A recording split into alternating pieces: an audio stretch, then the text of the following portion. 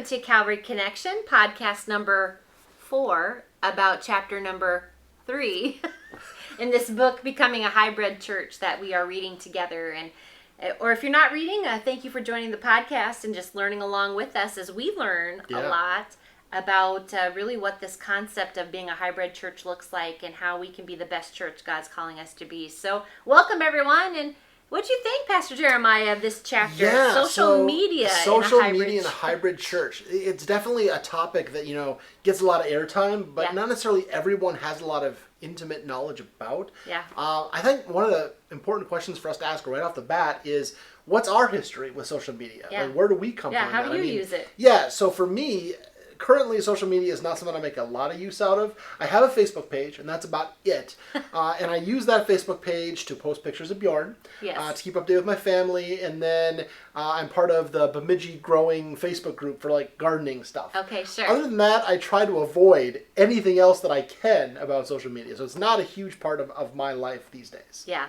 I agree. I have a Facebook page, and mostly I do that to keep up with Calvary's things, trying to make sure that I'm sharing what's going on here. If I have an Instagram page, it's because my kids made one for me. So I don't know how to use that clearly. So no Snapchat, no TikTok, none of those things that my kids are on. I think I technically still have a MySpace page, actually. What? That still exists? So I hear. Oh my gosh. Yeah, so, and again, I'm in a world where it's not something that I do when I'm bored. I sit down and look at regularly or use. But I can tell you, my kids, 15 and 13, it is how they connect. Yep. It is what they do. And I think they're on all of those different kind of apps. And they're probably exploring new apps I don't even know about. I mean, I can see what they're using on their phone through some of the just parental things. But it's definitely a world that I don't live in that they do. Right. So again, kind of common experience. I personally am not on social media very much. I don't use it as a platform. But like you, I connect with friends. I connect with people that way. They know how to find me through Facebook. But I'm not on it regularly, and I don't use it at its best capacity probably either. Yeah. Oh, absolutely. And for me, it's almost an intentional thing. I try not to use social media as much as I can. And so I think that when we're coming at this topic of social media in a hybrid church, there's definitely going to be people who are watching the podcast and reading the book with us who are much more adept at this than we are. For sure. And that this absolutely is an area of learning and maybe not necessarily a focus for us in our personal lives. What about the church? What about Calvary? Yeah. Like, how does Calvary currently and in the past make use of social media? Yeah, so we have a website, and I think we draw people to that. We have a Facebook group. We have a YouTube channel or channels of different things. I think we might have an Instagram account. Again, something that I don't use or really know about. But I do think, as this book kind of pointed out, one of the things, even in our newsletters, is to make sure that we're just not using it for an invitation board. Right, and that I think is common. I mean, it's hard. Every church that I've been a part of that has had a website or a Facebook page, what do you mainly use that for? Hey, the youth group's having an event. Let's post it on the Facebook page so everybody knows it. Oh, make sure you put this on the front page of the website so that people can see it. It's that bulletin board aspect of things that is common but might not be the most engaging way of going about using social media. Right. I remember we had a communication audit many years ago, and this is the first time I really realized that a lot of our newsletter was like, don't miss this, come here to this. And so I changed it to that I wanted equal inspiration in our newsletter than I wanted information. So yes, a place to come find, but I do want to inspire people who need to be inspired. And again, this is kind of an archaic way in a newsletter, printed version, mailing out, people reading it or not reading it, I'm not even sure. But my guess is our generation are probably reading it to find information because that's how we know how to do it. And the younger generation is probably not engaged in a printed newsletter much at all. We'd love your feedback on that if you're watching. Tell us if that's something that you're engaged with at all. Again, I think we did see it as a free advertisement for years. It's a way to get the word out about what we're up to. But I'm not sure that we really understood the power of social media and how to really use it to Calvary's benefit. Yeah, well, and that kind of gets into that next topic that I wanted to kind of touch on, which is what makes social media effective in community building and for effective ways of ministry. Yeah. Because I think that's different Yes. than, like, how do we use it to get news out there, Absolutely. Right? I mean, I would say when I think about this and what I thought about when I was reading this book is that I probably would say almost every wedding I've done in probably the last 5 years, 6 years, maybe longer, they have met online. Mm-hmm. They've met some online platform, had their relationship. Again, someone living in remote areas. It just, what else do you do to meet people? And these delightful stories about how this relationship started, and so online with some ability to see and talk to one another, but yet the anticipation of meeting in person and all of those beautiful things. Whereas, again, my relationship was you go to somebody's house, you go out on a physical date with them. So I think that, again, 10 years ago, you'd say, don't do that. It's scary, it's bad, and now it's the norm. Yeah. So again, here are these social media outlets, websites, whatever, that draw single people into saying, tell us your story, so we can match you with common interest, and it works. Yeah, absolutely. I mean, it worked for Catherine and I. Oh my gosh, yeah, sure. Of course. And it's also a part of how community online in general gets found. I mean, the authors talk about this idea of engagement, of not just having people watch or just view, but participate, right? Having some conversation with people online, start creating some community that is specifically online. Right. This isn't actually a terribly new concept. I was mentioning to you before that I've been part of online actual communities prior to my life in seminary. I did a lot of stuff with online gaming, right? Yeah. And I would play video games with people around the world. And we would have like communities that would be founded that would be real relationships. People that I still consider very close friends. I met while playing, World of Warcraft, or I met playing City of Heroes, all these games from back in the early 2000s, Yeah. Some of my friends even got married after having met playing those games.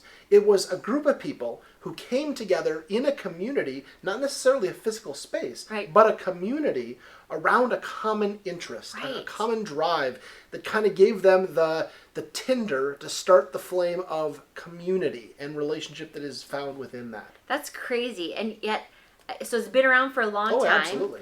And I think the depth of getting married out of a group like that, not you, but a friend of yours, I've heard stories of congregation members saying, like, I had this sore on my dog, and I wasn't sure what to do, and so they found this Facebook group on this type of dog, asked the question, engage, and then now they've had this community of people, again, around a common interest, that share joys and challenges of having this type of dog.